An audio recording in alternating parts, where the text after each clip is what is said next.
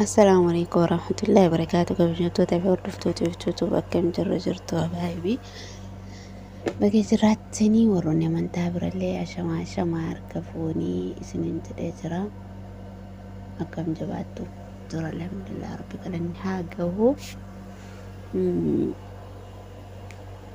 أرى نوفل شاف أفانكي خنا ريستي ورمني كي رفتاتي ما يورنو أنا فانكي أو حكا لنديتكو ليش مقلو يادا akkasii maalirraa dubbatu dhuftoo jettanii ijoolleen tuni lamaan jechuudha.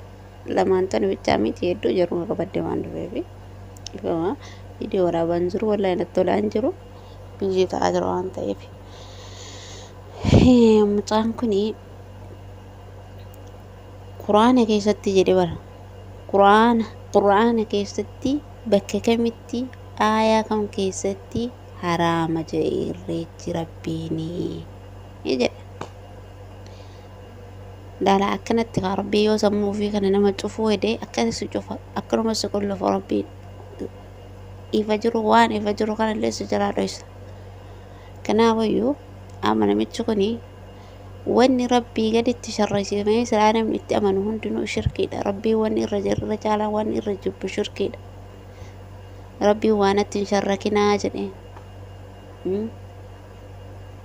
amma inni shirkii san fudhachuu diddaa fi irreechi irree keenna in haraamaa miti jechuu barbaadeeti ummata islaamata irratti waan jedhee bara nu manni islaamaa irreechi haraamaa miti irreeffannaa jechuu bara nu odoon jedhiniti jechuudha. Ani islaamaa miti waaqeffataadha in irreeffadhaa jedhe. Waaqeffataa namni achi dhaqee irreecha irreeffatu dhooqe tokkollee hin jiru. Namni waaqeffataa tokkotti daawwaa godhe tokkollee hin jiru. Ulamaan teenallee rabbiin umrii isaanii haa dheeressu, beekumsa dhuma hin qabne rabbiin isaanii haa kennu. Ka itti daawwaa godhan ijoollee musliimaa fakkaattota kan gadi kan ilaallatu kan maqaa musliimaa dhahate waan nu musliimni nu oromoon musliimaa jedhe afaan marraa fudhatee bara nu oromoon musliimaa irreechi irree keenya hin irreeffannaa. Achi oromoon waaqeffataan irreeffadhu. Sihin baana kan mucaa kana tokkotti hin baana fakkaattota isaa waliin warra biraa osoo hin ta'in jechuudha. Nama amantaa biraa tokko isaatuyyuu tokko nan galchu nan dakkalu jechuudha. Isuma kana malee. Kanaafiyyuu eega ofii rabbiin sammuu isaa cufeetiin hin jedhe eega rabbiin isa wallaalchise rabbii gaditti wanni gabbaranii jiraa jedhee eega amane maal godhaa Oromoo musliimaa muluu walitti qaba. Abbaatee Oromoo musliimaa mara walitti hin qabin. Ofuma kan nafsi matan teetana bicha ruuhi matan teetana bicha keessaa fuudhu lannahu guyyaa namuu nafsii jedhu san atillee gaafa san nafsii jetta malee Oromoon jettu. Oromoo waaqeffataa hin jettu. Takkaayii Oromoo guyyaa isa wajjin irreeffadha hin jettu. Siif galee gaafa san kulli namaatiyyuu gaafa nafsii jedhu gaafa haatis ilmoon laalle abbaanis ilmoon laalle ilmoonis haadha laalle sanii gaafa sanii ofuma kan kee kophaa waamamta waan taateefuyyuu Oromoo musliima waan jedhamee waamamtu ati bakka hin buutu rabbiillee akkasitti si waamu atillee wajjin hin dhaabattu. Kanaafiyyuu maaltu si barbaachisa? Ani Oromoodha yoo waaqeffadha irreechi irree kiyyaa jedhe malee Oromoo musliimaa guutuu hin jedhin. Lammata nu rabbii gaditti wanni gabbaru takka illee hin jiru, wanni itti sharraa'imu takka illee hin jiru. Nu rabbii tokkocha gabbarra Muhammad ergama karaa nabii Muhammad irra yaana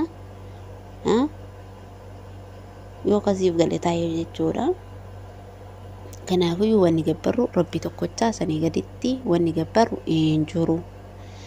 Ayyaanas taanaan kan kabajnu iida ramadaanaa, iida hajjii kanaa achitti wanni nuu bu'e tokkollee hin jiru. Wanni quraana keessatti illee nuu dubbatame tokkollee hin jiru. Warroota tokko jira warroonni ayyaana biyya kamuu keessatti akka biyyattiitti ayyaana ayyaaneffattu in jira. Suudi Arabiyaa keessatti maalii keessatti yoo Suudi Arabiyaa musliima amantaa biyya musliimaa taateef yoo jarri amma ka isaan baanan kun maalinni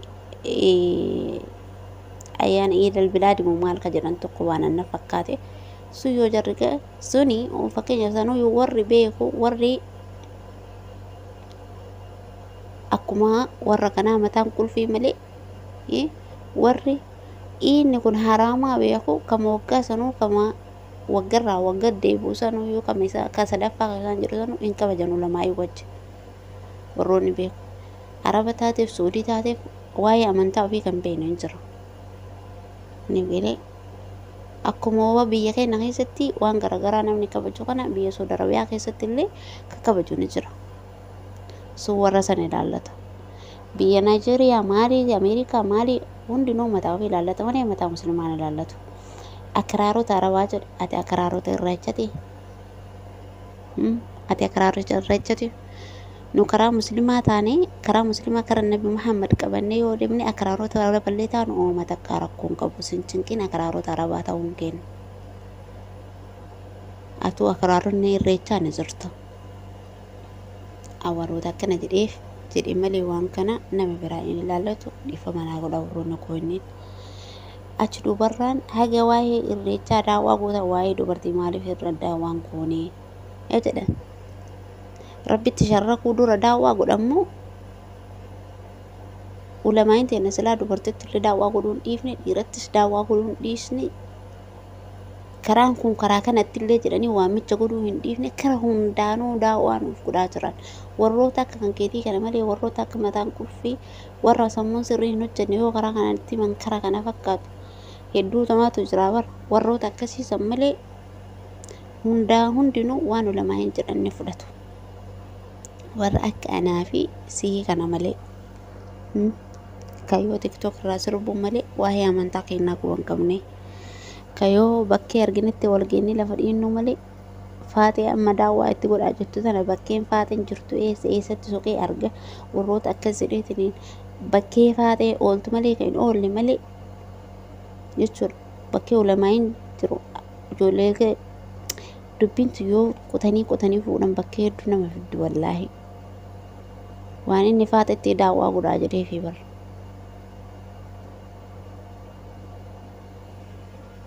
Maal gootanii warrootuma akka keessaniitu isin wajjin bakkee san oola malee bakkaatti ooltu kana bakkee rabbitti waa sharreessisaa bakkeetti ooltu kana faatee hundaa miti. Tawaan ulamaa hin jettu fudhattu illee ni jirti. Ujoo waan tokko beektanii nama namichi kuni eessatti aayaa kamiin keessatti dubbatame kan jedhu kana amma namichi kun osoo islaamummaan turuu maalinni jettee osoo kadhattee gaafattee kan irraa qorattu taate siinii maal see takka irraa deebisee aayaa kan jedhu aayaa matanaa kan deebisee hin beeku. Wallaahi tamma wallaahi ijoollee waan tokko odoo isin hime ijoollee yaani tama beeku tamane dhiyaattu. Muhammad Rasulullah jechuu kalima matana Muhammad makana alayhi salatu wassalam nabiyyi rabbii kana maal akka tahee waan isaan beene hedduu jira. Amma namichi kun jara sanarraa tokko jechuudha. Garuu ol ka'ee daawwaa godhuutti deema waa'ee irreechateef jechuudha. Dura baradhu waa'ee amantaa deemee siyafa yoo nama arrabsa